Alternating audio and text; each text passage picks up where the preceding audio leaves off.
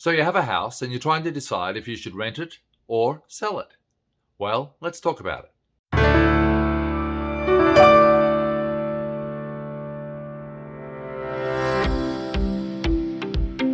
Welcome to PM New York. My name is Peter McLean from Corcoran, and if you're new to the channel, please hit like and subscribe. Ring that bell for future notifications, and if you love the video, please leave a comment below.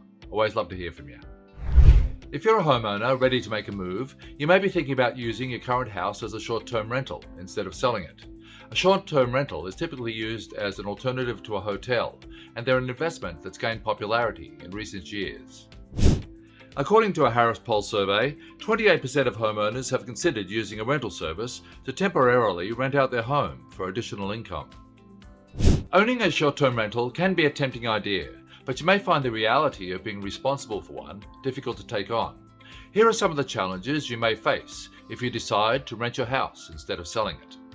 Successfully owning and renting a house takes work, so think through your ability to make that commitment, particularly if you're planning on using a platform to advertise your rental listing. Many of them have specific requirements that hosts have to meet, and it takes a lot of work. A recent article from Bankrate explains, managing a rental property can be time-consuming and challenging. Are you handy and able to make repairs yourself?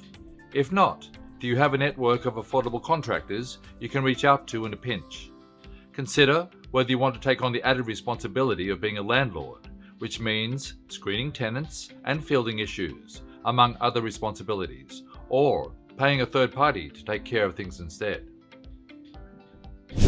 Not only is there upfront time and costs in owning a short-term rental, but there are also risks that could come up for you down the road.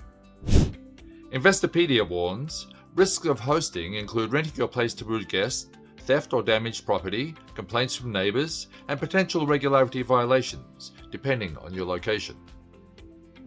There's a lot to consider before taking the leap and turning your house into a short-term rental. If you aren't ready for the work, then it may be wiser to sell instead. Not every house ends up as a profitable short-term rental.